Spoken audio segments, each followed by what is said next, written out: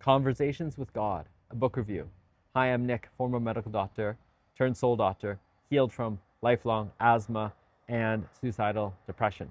And I've just finished listening to the first book of Conversations with God by Neal Donald Walsch. And I'd actually read this book way back when I was about 15, so about 30 years ago. And I was raised Roman Catholic. So this was actually a really heretical book that I was interested in reading. And at that time, I know that it absorbed, I actually highlighted some passages and then forgot it and was rediscovering it just a few years ago, reread it, gifted it away in a giveaway ceremony, and then was reminded of it by my cousin-in-law, Icy, because she's been going through it. And now that I've listened to the first book and reminded again how much love, connection, conversations there, how much of the structure of religion doesn't make sense, how these conversations can happen. And then I'm really grateful because there was a couple reviewers at the end they had interviews for, which helped me to see that the lens that this book, this conversation comes from, any kind of channeling is always kind of colored by whoever's channeling. And the person channeling has a very Christian background, has a very strong Roman Catholic upbringing and other faith. And it comes through in this, even though there's no right or wrong, no good or evil. The whole idea of love and fear, the emphasis is on going towards love and running away from fear.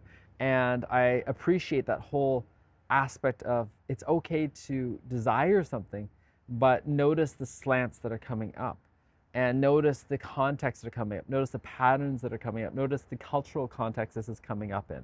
And it's a very white Christian male context. Not that that's wrong, rather that's just one of the predominant ones that I have grown up in. And sometimes for me to notice that helps me to not embrace that as fully, while also being able to embrace the parts where there are messages that are really helpful to me. The whole idea the conversation is always possible, the whole idea of diving into, and I've dove into these ideas before, nothing in it seems new or weird or unhinged. In a way, I can be reminded that I've unlearned enough that all of this can sink in just as a second glove, and how I can sometimes take on things and be like, oh, this is now the right answer, rather than just being like, this is an answer. This is an answer, and it has served, and it is continuing to serve so many people. And now with this, again, background, what wants to come out of creation of this, with this, through this.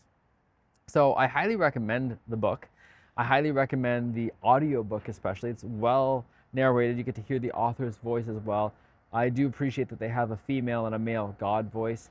I do really appreciate that on Audible there is a collection of books 1 to 3, all for one credit. So that feels really fair. It's like 30 hours of audio book. I do appreciate that it's helping to awaken my own mind, my own questioning, my own conversation with God that I've been invited to step into, and it still has felt very foreign to me. And I do hope that people rediscover this again as they step into their own religious, their own spiritual connection. And I look forward to what comes out next. Conversations with God, Neal Donald Walsch. I'm Nick. Ciao for now.